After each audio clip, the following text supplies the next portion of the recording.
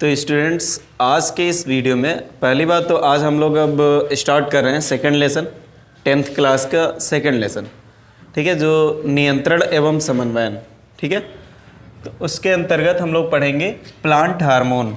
Plant hormone या इसी को फाइटो हार्मोन भी कहा जाता है, इसी को फाइटो हार्मोन भी कहते हैं। इसी को हम ग्रोथ रेगुलेटर भी कहते हैं, इसी को ग्रोथ रेगुलेटर्स भी कहते हैं, ठीक है। पादप हार्मोन या प्लांट हार्मोन, इसी को हम फाइटो हार्मोन कहते हैं और इसी को ग्रोथ रेगुलेटर्स के नाम से भी जानते हैं, ठीक है। सब पहली बात तो प्लांट हार्मोन है क्या, प्लांट हार्मोन है क्या, ठीक है। तो प्लांट हार्मोन, इसकी परिभाषा क्या होती है? पौधों में कुछ विशिष्ट स्थानों पर, पौधों में कुछ विशिष्ट स्थानों पर बने हुए कुछ जटिल कार्बनिक पदार्थ, जिन्हें हम क्या कहते हैं, पादप हार्मोन कहते हैं, जो संवहन ऊतकों के द्वारा पौधों के विभिन्न भागों में स्थानांतरित होते हैं और सभी भागों में पहुंचकर वहां पर उपापचयी क्रियाओं तथा समन्वय क्रियाओं को क्या करते हैं, नियंत्रित करते हैं, ठीक है, और उसकी वृद्धि को भी नियंत्रित करने का कार्य करते हैं, ठीक है। ऐसा हम कह लेंगे कि पौधों में कुछ विशिष्ट स्थानों पर, पौधों में कुछ विशिष्ट स्थानों पर बनने वाले जटिल कार्बनिक पदार्थ, जिन्हें हम पादप हार्मोन कहते हैं, जटिल कार्बनिक पदार्थ जिन्हें हम पादप हार्मोन कहते हैं, ये संवहन ऊतकों के द्वारा पौधों के विभिन्न भागों में पहुंचकर वृद्धि, उपापचयी क्रियाएं तथा समन्वय क्रियाओं को नियंत्रित करने का कार्य करते हैं, ठीक है। पादप हार्मोन, पहली बात तो हार्मोन क्या होता है? हार्मोन वर्ड, ये हार्मोन वर्ड का जो मतलब क्या होता है, उत्तेजित करने वाला हार्मोन। क्या होता है? उत्तेजित करने वाला हार्मोन, उत्तेजित करने वाला पदार्थ, सॉरी, उत्तेजित करने वाला पदार्थ, ठीक है। हार्मोन शब्द का मतलब होता है उत्तेजित करने वाला पदार्थ। ये किसने बताया था? एक वैज्ञानिक थे स्टर्लिंग ने, एक वैज्ञानिक थे स्टर्लिंग। इन्होंने बताया कब? 1906 ईस्वी में, ठीक है। एक स्टर्लिंग नामक वैज्ञानिक थे, इन्होंने 1906 ईस्वी में बताया कि हार्मोन शब्द का जो शाब्दिक अर्थ होता है वो क्या होता है? उत्तेजित करने वाला पदार्थ, ठीक है, उत्तेजित करने वाला पदार्थ। तो हार्मोन्स जो होते हैं, हम टाइप्स इसके कौन कौन से होते हैं, तो इनको हम कैसे डील करेंगे, देखिए देखते हैं। फर्स्ट ऑफ ऑल तो एक तो होता है वृद्धि सहायक हार्मोन, पहला टाइप, वृद्धि सहायक हार्मोन। और दूसरा वृद्धिरोधक हार्मोन। दूसरा क्या होगा? वृद्धिरोधक हार्मोन। मीन्स ऐसे हार्मोन्स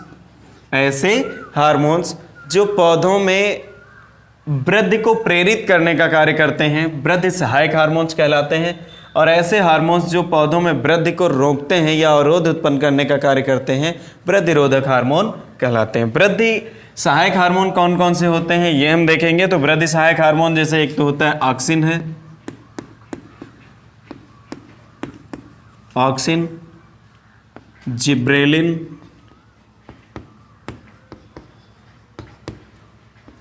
और साइटोकाइनिन, साइटोकाइनिन, ठीक है, ऑक्सिन, जिब्रेलिन एंड साइटोकाइनिन। अगला है वृद्धिरोधक। तो इसमें कौन कौन से आएंगे? एक तो होता है एथिलीन और दूसरा एब्सिसिक एसिड,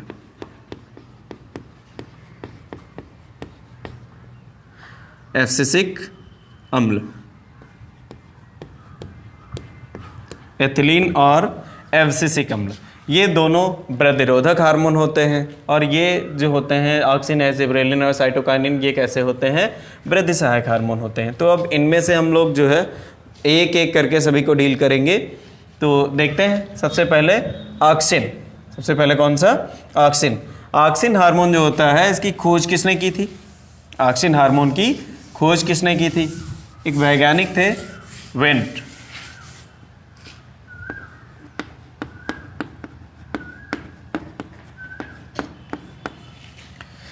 इसकी खोज की थी वेंट नामक वैज्ञानिक ने। ठीक है, वेंट ने इसकी खोज की थी। इसका काम क्या होता है? ये पौधों में जो पार्श्व कलिकाएं होती हैं, पार्श्व कलिकाओं की वृद्धि को रोकता है और शीर्ष कलिकाओं की वृद्धि को प्रेरित करता है। पार्श्व कलिकाओं की वृद्धि को क्या करेगा? रोकेगा और शीर्ष कलिकाओं की वृद्धि को प्रेरित करेगा। मतलब जैसे कोई झाड़ीदार पौधे जो होते हैं, झाड़ी वाले पौधों में ये होगा कि अगर उनके शीर्ष भाग को काट दिया जाए तो उनकी जो पार्श्व कलिकाएं होती हैं उनमें परिवर्तन शुरू हो जाता है और अत्यधिक सघन हो जाती हैं। झाड़ियाँ जो होती हैं उनके अगर ऊपरी भाग को काट दिया जाए तो क्या होता है कि वो झाड़ियाँ जो होती हैं बहुत ज़्यादा सघन हो जाती हैं, क्योंकि उनकी पार्श्व कलिकाओं में वृद्धि जो होती है वो प्रेरित होती है, वृद्धि को प्रेरित करता है। ठीक है, अगला ये मूल प्रेरण का भी कार्य करता है। जैसे आपने देखा होगा गुलाब का है, गुलाब की कलम लगाते हैं हम लोग, गुलाब की कलम। कलम का मतलब होता है गुलाब की जो पुरानी ब्रांच होती है उसका सेक्शन काट लेते हैं। उसका क्या करेंगे? सेक्शन काटते हैं, लगभग 4 इंच 6 इंच सेक्शन उसका काटने के बाद उसको ज़मीन में गाड़ दिया जाता है और भूमि में जब गाड़ देते हैं तो उससे नया पौधा तैयार हो जाता है। जितने सेक्शंस होते हैं उतने नए पौधे तैयार होते हैं। तो प्रत्येक सेक्शन को हम क्या कहते हैं? कलम कहते हैं। अगर कलम में निचले सिरे पर ऑक्सीजन लगा दिया जाए और फिर उसको गाड़ दिया जाए तो उसमें जड़ें जो होती हैं वो जल्दी निकल आती हैं, इसलिए इस क्रिया को मूल प्रेरण कहते हैं। ठीक है, अगला एक इसके अंतर्गत एक टिप्पणी भी बहुत ज़्यादा पूछी जाती है जिसे हम क्या कहते हैं?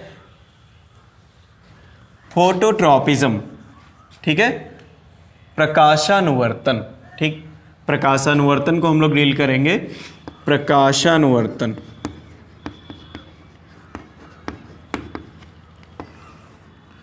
प्रकाशानुवर्तन इंग्लिश में इसको हम फोटोट्रॉपिज्म कहते हैं। फोटोट्रॉपिज्म। प्रकाशानुवर्तन का मतलब क्या होता है? किसी भी पौधे के प्ररोह का प्रकाश की ओर मुड़ना क्या कहलाता है? प्रकाशानुवर्तन कहलाता है। किसी भी पौधे के प्ररोह मतलब तने का प्रकाश की ओर मुड़ जाने की क्रिया जो होती है प्रकाशानुवर्तन कहलाती है। जैसे कि ये कोई पौधा लगा है,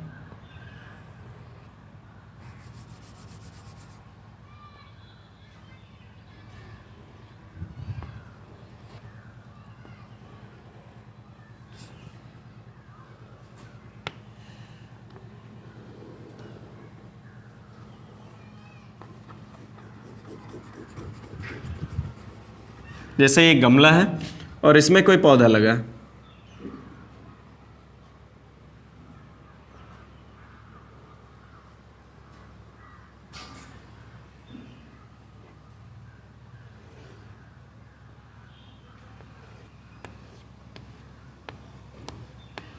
ठीक है, इसका ऊपरी शीर्ष अब हम नहीं बना रहे हैं, माना कि इसका ऊपरी शीर्ष भी है। ठीक है, ये कोई पौधा है और ये इसका शीर्ष भाग है। इसको कहीं बंद कमरे में रख देते हैं। तो बंद कमरे में जब रखेंगे या हम माना कि एक जार से इसको ढक देते हैं, जार से क्या करेंगे? इसको ढक देते हैं। जार से जब ढक देंगे और इसका छोटा यहाँ से जो है थोड़ा सा ओपनिंग कर देंगे जिससे प्रकाश आ सके। जैसे यहाँ से क्या होती है? सनलाइट अंदर की ओर आ सके। ये क्या है? सन। और यहाँ से जो आएगा प्रकाश आएगा इसका सूर्य का। ठीक है, ये जो जार है ट्रांसपेरेंट नहीं होना चाहिए। ट्रांसपेरेंट होगा तो हर एंगल से इसमें लाइट जो है लाइट रेज आ जाएंगी। और जब इतना ओपनिंग होगी यहाँ से सिर्फ प्रकाश आएगा अंदर की ओर। ये जो प्रकाश आएगा तो पौधा क्या होगा? प्रकाश की ओर मुड़ जाता है। पौधा प्रकाश की ओर मुड़ जाता है। कैसे? तो ये देखना है हमको।